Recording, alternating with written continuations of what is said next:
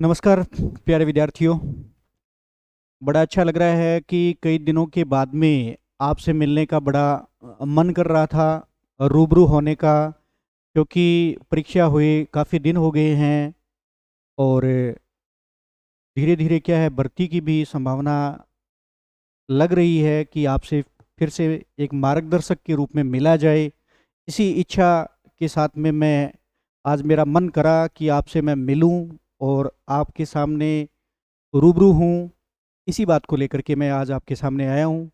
मैं प्यारे विद्यार्थियों आपसे लगभग 10 या 15 मिनट का टाइम लूँगा। तो सबसे पहले कलाम क्लासेस परिवार में आपका हार्दिक अभिनंदन और मेरे यूट्यूब चैनल के ऊपर भी आपका हार्दिक अभिनंदन। मैं थोड़ी थोड़ी बातें हैं वो बड़ी मस्त और नज़र अंदाज से अगर देखूं तो प्रत्येक विद्यार्थी के साथ में बड़े मन लगाव के साथ में करना चाहता हूं। मैं और मेरी टीम, मैं राठौड़ संस्कृत पीजीटी और मेरे मित्र सी के माहेश्वरी जी और बलवीर जी पचार, दोनों वरिष्ठ अध्यापक, आपके सामने आने वाली भर्तियों में मुख्य रूप होंगे। प्रत्येक विद्यार्थी का हौसला बढ़ाने के लिए, उनको लक्ष्य तक पहुंचाने के लिए हमारा जो प्रमुख टारगेट है वो होगा। तो प्यारे विद्यार्थियों, एक बार पुनः आपका स्वागत है। आज की जो मेरी कक्षा है वो संस्कृत फर्स्ट ग्रेड और सेकंड ग्रेड विद्यार्थियों के मोटिवेशन हेतु मैंने आना चाहा और मैं आपके सामने रूबरू हूँ।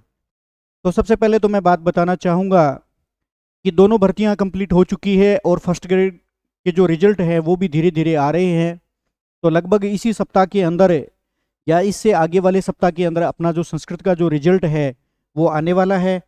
उस रिजल्ट के अंदर भी अपने दो विद्यार्थी ऐसे हैं कि जिनकी अच्छी रैंक के साथ चयन होने वाला है। और मैं सेकंड ग्रेड की बात करूं तो सेकंड ग्रेड के अंदर अपने जो बैच में से लगभग 15 या 20 बच्चे थे, वो लगभग जिनकी संख्या थी उसमें से लगभग 7 या 8 बच्चे ऐसे हैं जिनका उच्च रैंक के साथ चयन होने वाला है। तो सबसे बड़ी जो पूंजी या जिसको धन कहते हैं वो विद्यार्थी का सिलेक्शन ही होता है। प्रत्येक जो अध्यापक बड़ा गौरवान्वित महसूस करता है कि उससे पढ़ा हुआ जो शिष्य अगर उससे भी आगे पद तक जाए तो ये बड़ी खुशी की बात होती है। तो मैं प्रिय विद्यार्थियों आपको बताना चाह रहा हूँ कि मैं अब आपके सामने आज से ही रोजाना लाइव के रूप में हाजिर रहूंगा, क्योंकि मेरी जो कक्षा है वो मार्गदर्शक के रूप में आपके सामने वरिष्ठ अध्यापक संस्कृत की जो कक्षा है वो मैंने अभी से स्टार्ट की है। क्योंकि कई विद्यार्थियों के काफ़ी फ़ोन आ रहे थे कि सर आप हमें भी मोटिवेशन या मार्गदर्शक के रूप में हमें भी कुछ संस्कृत भाषा के बारे में जो आपके पास ज्ञान है उसको वितरित कीजिए। तो आप सभी को पता है कि जो विद्या धन है वो सर्वधनम प्रधानम धनम अस्ति, कि विद्या धन है वो सभी धनों में सबसे सर्वश्रेष्ठ धन और प्रधान धनम है, प्रधान जो धन है।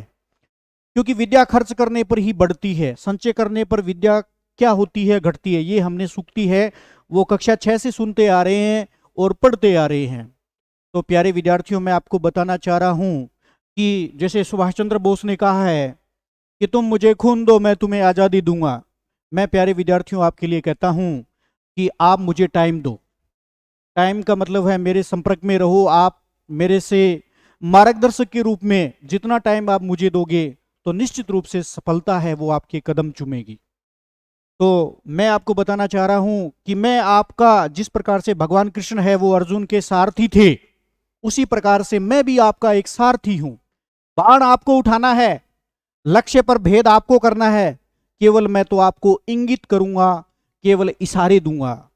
तो प्यारे विद्यार्थियों, मैं आशा ही नहीं बड़े विश्वास के साथ आपके सामने रूबरू हुआ हूं और आपको बताना चाह रहा हूं कि आप में बिल्कुल काबिलियत है, हिम्मत है, हौसला है और आप इस हौसले को, अभी आपके पास अवसर है इसका सदुपयोग करने का।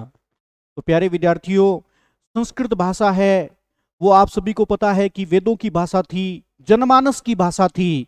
और आज भी उत्तराखंड के अंदर एक ऐसा गांव है, उस पूरे गांव के अंदर संस्कृत भाषा है वो प्रत्येक बच्चा बच्चा बोलता है।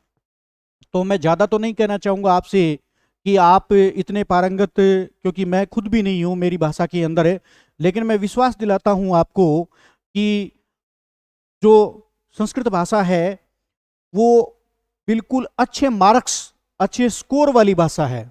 हम पिछड़ कहाँ रहे हैं संस्कृत के बारे में, तो मैं आपको बताना चाह रहा हूँ कि जैसे ही हमारी 10वीं या 12वीं कक्षा कंप्लीट हो जाती है, उसके बाद में हम क्या करते हैं कि 1 वीक पर आ जाते हैं।